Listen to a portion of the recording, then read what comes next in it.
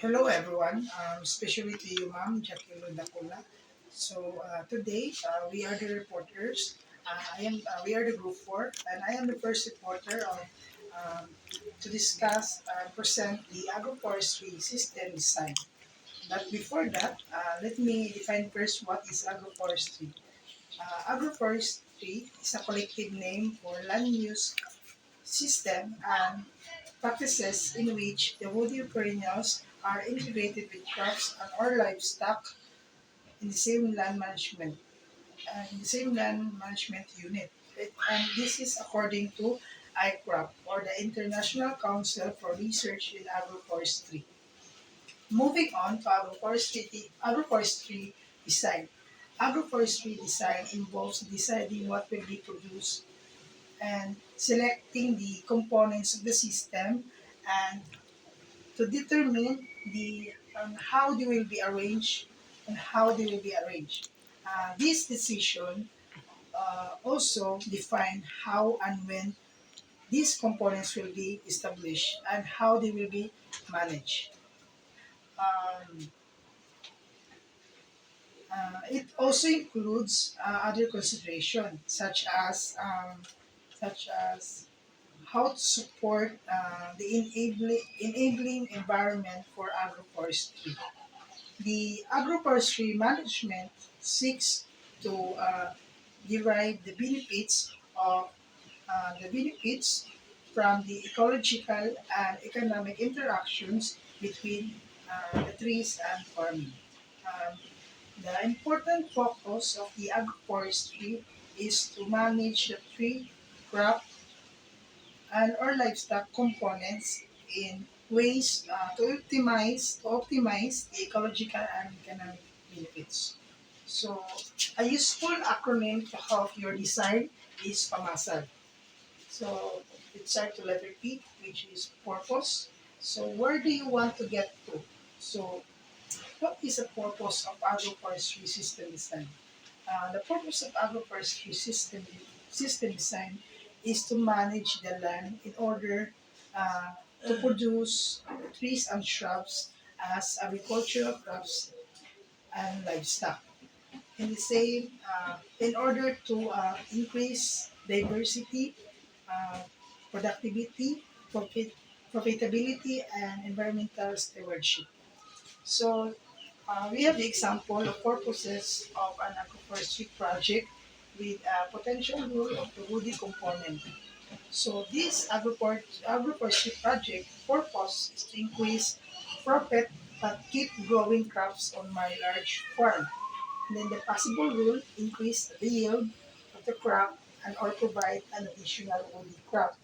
So, in terms of this kind of agroforestry project, it is important to have the management in order to maintain the production of crops. Even though nag-harvest ka, then naka-gain, then napod tayo mga uh, crops na nag-grow po siya para po balance siya o maintain. So, let's proceed to letter A, which is advice. So, where will you get advice and support? um, to get in reading the uh, reading the agroforestry system, if we're going to observe the agroforestry system from the other areas, in, the other areas ng Pansya, it is like uh, pag mag-observe ka o gina-understand lang nato siya, ginatanaw, gamay ra nga basic knowledge lang ang atong ma-learn. Unlike sa unlike if naadyoy mag-advise sa tuwa. So it is important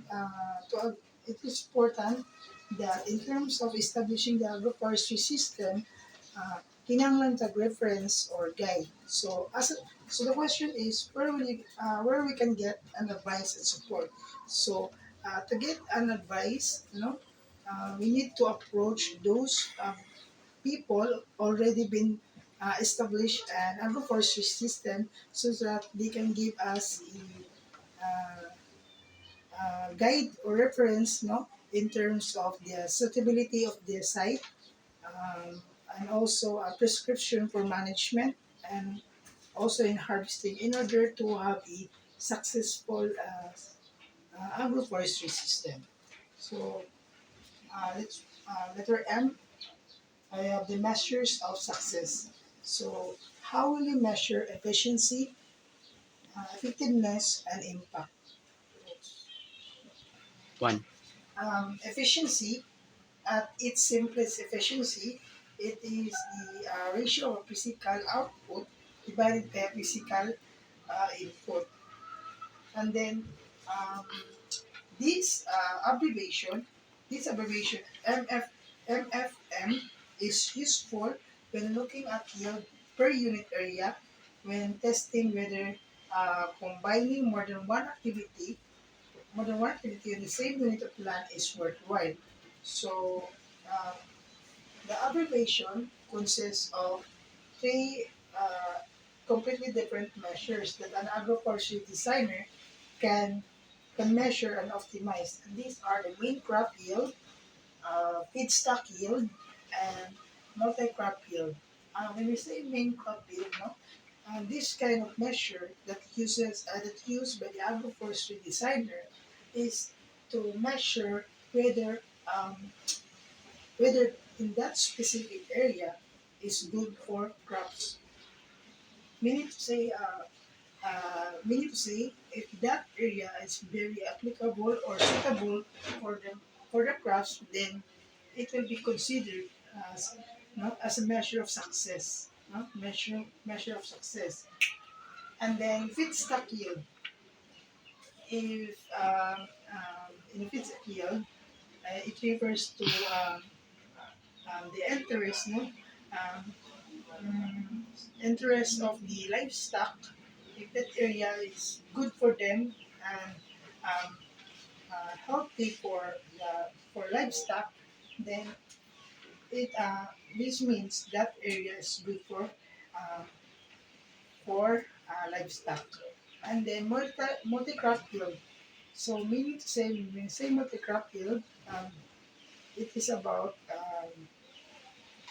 multi-crop yield. It is about the uh, multi-crop yield. It's about if allowable, kung allow ba ang two or more components nga sa usa ka field, sa usa ka specific area. No? Methodology with multi-crop. Kung efficient ba siya ang same piece of land. So, mao to siya. Then, effectiveness and impact. In if we are going to have an agroforestry, if, if we would, in terms of agroforestry system, if you would like to have financial support coming from the government or any charitable sources, no, it is important that it is important to show that the impact is achieved. How impact is achieved. So, meaning to say, if we're going to have an agroforestry system, um, make sure nga very effective siya. And then, ang iyang impact, uh, ang effectiveness defined as a relationship between the activities and an outcome. So, meaning to say, if the activity that is performed, like sa agroforestry system, kung very effective siya, then na siya good outcome, then possibly nga ang support ng atong government. Labi ang support ang impact po siya kay kung high impact siya, then it means support ang government ana which labi daghan ang maka-benefits kani nga agroforestry system or any kind of activity. So let's proceed to agroecology. How will you capitalize on agroecology, or in other words, let nature do something work. So here are some ways of assessing the agroecological benefits that agroforestry can bring. First is modulation. Modulation, where one component manages or modulates the other component at the physical environment of other component. One of the example of this is one of the example of this is um, a tree may reduce the heat uh, loss from livestock through acting as a windbreak, thus giving increased profit through better live weight gain per unit feed. So it means that um, the component, which is the tree, uh, manages or modulates the physical environment of another component, which is the livestock. So ang gibuhat, ang tree is use siya as a shade or para ma-avoid ang atong livestock o heat stress, which is mo ko'y kinahanglan sa mga livestock in order which is ang forest biya nato kay maka provide of cool and cool air and water. So next is synthesis, where one component changes the chemical environment of another. One of the example of the synthesis is that a shrub may fix atmospheric nitrogen, and this nitrogen may be made available to an adjacent non-nitrogen fixing crop when the leaves fall in the autumn, or when the shrub is copious or pollarded. Then nitrogen is derived from the above ground biomass and the increased root depth caused by reduced above ground biomass. So meaning to say that the component of the shrub changes the chemical environment of the crops, wherein ang katong biomass na gikan sa above ground, naka-apekto siya sa crops kay nahulog man ang katong leaves na which is dutog gikan ang katong nitrogen, which is makakos siya og kanang makakos siya og um, root depth, increase root depth. So One. next is partitioning. This is also known sharing. It can happen in both space and time. One of the example of the partitioning is that the deep root tree um, may get um, its phosphate requirements sa sa pan pinaka deep layer of the soil, and deep layer of the soil wherein no competition. So meaning to say, na sharing nga naitabo. So muna siya ang partitioning, no? Nakuha sa deep root ang yang phosphate requirements dito sa pinaka deep layers sa soil. So next is letter S, starting points. Where do you want to start from? Then any design starts with the land. This will have properties linked to soil, elevation, and exposure that will determine the species selection. So, most probably, preferable land area for agroforestry system design to start is those pasture, arable, orchard, or um, woodland, pwede po ang edgeland. So, mo to siya. The next will be adaptive management. As things develop, what tools will help you to carry out adaptive management? So, in adaptive management, it is very important no sa atong agroforestry system in order in order to maintain and manage nato ang agroforestry system. Then, during sa agroforestry system, it means no nga, mag-start ka dito sa mga gagmay nga crops and trees. So during the development, no, it is very important na ma-maintain na to, i-manage na to para po maka-deliver sila right product. And then one of the important concern nato about sa adaptive management and protection. So, uh, in terms sa agroforestry system, no, ang atong tree, kinahanglan din nato siya proteksyonan. Labi na sa livestock o sa pest. So, mo to nga, ang atong dapat, no, ang protection sa trees is very vital. No? So, dapat tatagan din nato siya concern in terms sa atong agroforestry system. And then mulching. Mulching is usually used in horticulture, but also mulching can be applicable to agroforestry system. Wherein, ang ating mulching makatabang siya para maka-remove sa weed growth. So, mo siya. Then, lastly, ang atong layout are layout, what varieties or species, spatial arrangement, and sequencing will be part of your design. So here are some overarching factors that determine the layout.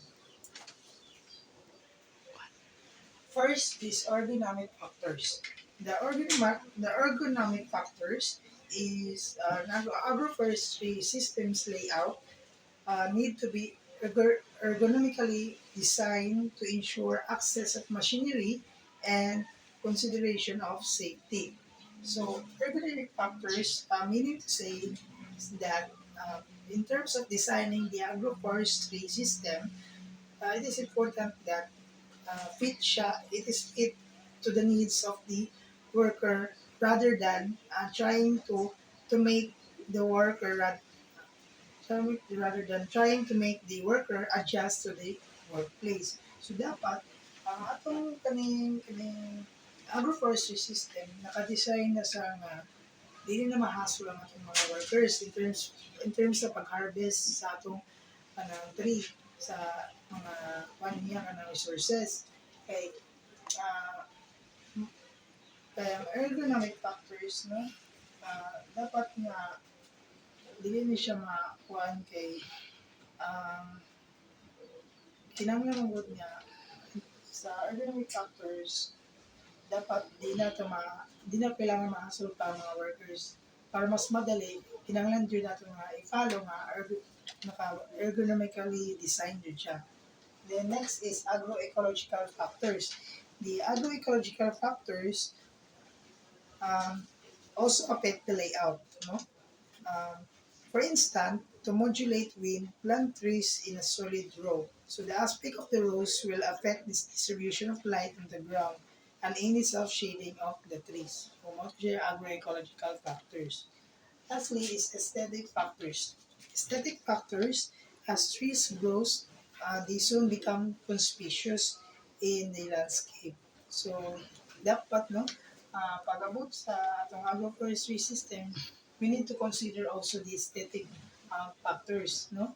Kinahanglan po nga, dapat ang atong pagplant ato sa atong mga trees kay nakapagod siya ka ng ginapalo nga guide.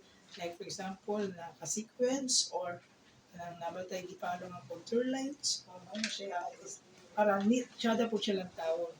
Siya is factors.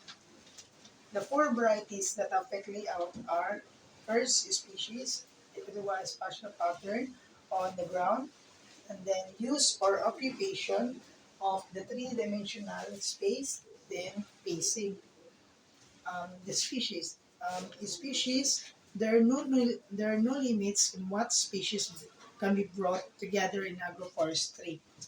Then, a spatial pattern on the ground. Natay ka ng five patterns, no? Trees could be planted in five patterns. And then, first is blocks with straight edges. So, normally, more than 9 trees, no? Ang mahitabo, ang forma niya na, for example, dikit-dikit siya. Dikit-dikit siya.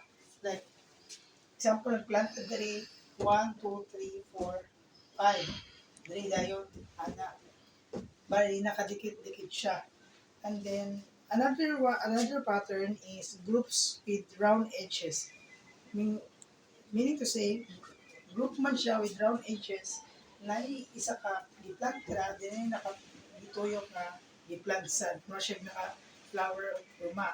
Then and the third one is borders with trees planted around the edge of the uh, field.